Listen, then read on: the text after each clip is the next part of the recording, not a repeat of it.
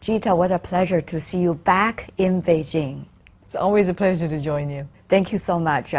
Of course, the latest assessment by the IMF about the Chinese economy, we see the number has been adjusted higher in terms of growth. How do you see the reasons behind it? Yes, Tian, we've raised our projection for growth for China for this year to 5.4%, and for next year also we've increased it to 4.6%.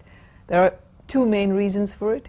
One, for this year, for 2023, is that the third quarter GDP growth came in stronger than we expected.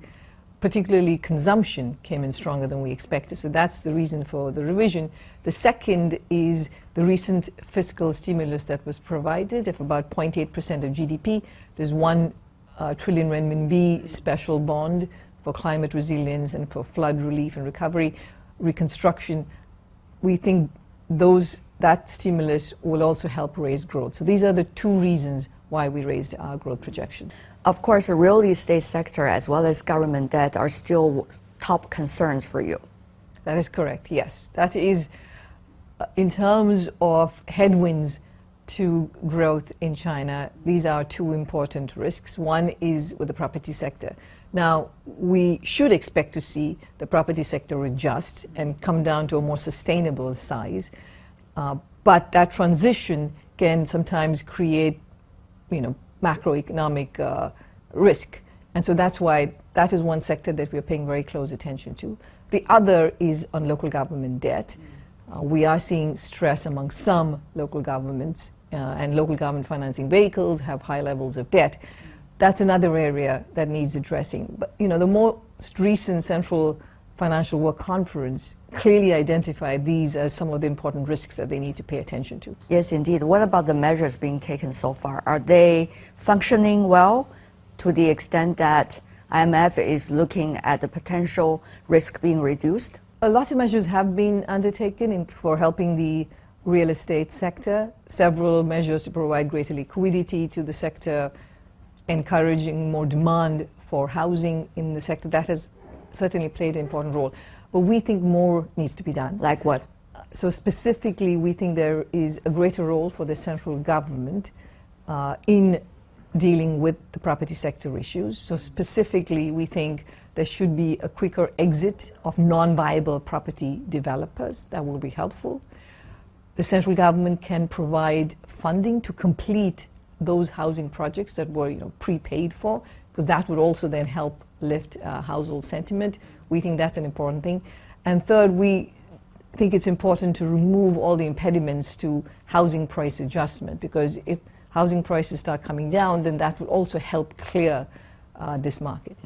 But as you know, at a time when the economy is being challenged worldwide, China is not an exception. There's so many fronts that need money. And therefore, how much resources can be put into one priority, it's always a question mark. There is always going to be a challenge, and in the case of China too, our recommendation is to remain fiscally neutral, but it's more about where the spending goes. So we do think it would help if there was more reorientation of the spending away from, say, investment, but more towards supporting households. Because then we can have much more consumption-driven growth, which is more sustainable for China. So again, it's about prioritizing, like you said, where you spend. Well, at the same time, we see China's in transition economic structure. That takes quite some time. Well, at the same time, the country needs growth in order to create confidence. So how do you see all of these jobs, once again, being juggling at the same time? We really see a lot of potential for China in terms of its growth prospects. It's going to require structural reforms. And these are broad-based reforms. They're market-friendly structural reforms that help to increase the size of the market-driven economy. That would be very helpful. Reforming state-owned enterprises, having a more level playing field between the private sector and state-owned enterprises, that's going to be very helpful. Improving human capital, that's another important area. Further opening up domestic markets, very helpful. So there are many of these reforms, if they are done, they will raise growth in China, not just from the electric vehicle sector, from the green sectors, but from all sectors. case. Yeah, I see you have already been meeting with ministers and vice minister level officials in China during your trip. So tell me more about what is your feeling of the temperature here in China. We have been hearing from the Chinese government at various occasions over the past few months about China's committed to opening up and committed to foreign investment, creating sound environment for international businesses. What about your assessment given your meetings with them?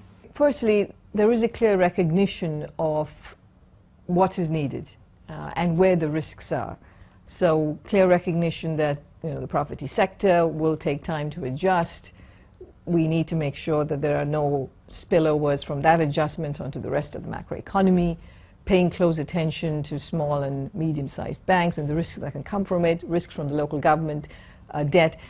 So, government clearly has an eye on the major risks that the country is grappling with and is formulating policies on how to address it. I do think that they have a very clear vision that they want to have high-quality growth, not just high growth for the sake of high growth, but high-quality growth driven by green sectors, making it more sustainable. All of that is welcome, but we do think that if China wants to be able to have more broad-based growth and to be able to attract more foreign investment in, structural reforms are going to be very helpful, pro-market reforms are going to be very helpful, reducing policy uncertainty is going to be very helpful. But I see, there's a clear focus on addressing the issues in China. Now, China and the U.S. are likely to have more interactions in the upcoming APEC. Many are expecting that to happen. And meanwhile, we have seen over the past few months closer interactions among the cabinet level officials together with the people-to-people exchanges. All of this, what does that say to you about the potential that the two largest economies of the world are going to talk? If they are talking from IMF perspective, what do you expect them to focus on? It's absolutely critical for both for China and for the U.S., but also for the global economy, for the U.S. and China to have close relations, to have good working relations with each other. Now, we are in a much more complicated world after the pandemic and after Russia's invasion of Ukraine. It's a different world. There are a lot more national security concerns, a lot more concerns about building resilience. So I don't think that overnight we will fix all of the issues, but there has to be a way for both the countries to be able to work together. And therefore, all the recent developments that we've seen in terms of the high-level working groups between the U.S. and China, the APEC conference where we're likely to have a meeting between the two presidents, this is critical for remaining closely connected, especially given the major global challenges the world faces when it comes to climate, when it comes to food security. These are all, or artificial intelligence. All of these are areas where you need global cooperation. But it's also very important not to end up with destroying all the gains the world made from closer international trade. And this is something at the IMF we have been pushing for very hard. When the two largest economies are having better ambience, at the moment at least, how do you see that process of reforming of international governance system likely to proceed? We have to continue to work on that. It is very important that international institutions reflect the world we live in, and that is something that we prioritize too. Right now, we at the IMF, we're working to make sure that we have enough resources to help vulnerable countries, given all the shocks that countries are facing. And in this regard... In a crisis management mood. Absolutely, absolutely. And in this regard, we're just very, we're thankful to China for being very supportive of the IMF in making sure that it is well resourced, China and the US. And that's what we're working on next. But again, this is an important engagement that we have with China. We work with China on multiple fronts, including on debt issues around the world, green, climate investments. China contributes to our Poverty Reduction and Growth Trust, to our Climate Resilience Trust. We have very close relations, and we want to continue to build on those relations. On the other front, which is the green front, there has been tremendous development. For example, here in China, the electronic vehicles, the batteries, and the list goes on, renewable energies. How do you see this is likely to provide more options about green financial cooperation? What kinds of precedents is China set for other developing countries as big a population as 1.4 billion? Yeah. I mean, China has taken the lead in green innovation in terms of having renewable energy. Come to solar panels, when you come to also electric vehicles. China has moved along much more than other countries have. They have some very concrete plans on climate mitigation and climate adaptation. Financing is a constraint for many countries around the world, especially for developing countries. We are seeing many that are struggling with not being able to address the climate transition because of the lack of finance. We think it is important, firstly, for the advanced economies who have pledged to provide $100 billion in financing for climate on an annual basis. That money, at least that amount of money, should come through, and that hasn't happened. But it's going to require financing also from multilateral development banks. At the IMF, we are also providing funding to about 11 countries so far in terms of helping them with their climate adaptation and mitigation. Private sector will have to play a very important role because this cannot be solved just by public money. Almost 80% of the climate transition will have to be done through private money. So the right incentives to the private sector is going to be very important. There are a lot of discussions about geopolitics we have seen over the past few years, but many academics argue we have not discussed enough and sufficiently about the geoeconomics. What do you see this argument? This is an argument that's been around for a while.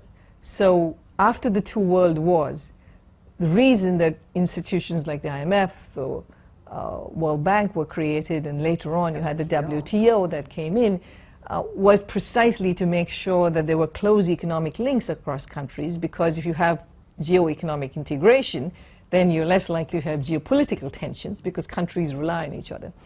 And we saw 2 to 3 decades of high growth in the world that came from this kind of interaction. Now we're in a different place. I think the war, the pandemic has raised questions of economic security, national security, and you are seeing more trade restrictions being put in place. The pendulum is really going that way. It is 3,000 new trade restrictions were put into just in 2022. That's 3 to 4 times what's normally put. So it's exactly what you said. The pendulum is moving the other way, which is why it's very important that all these engagements, including it at APEC, should be to make sure that the pendulum does not swing too much, even further. Gita, as always, thank you so much. Thank you, Tian. Always a pleasure.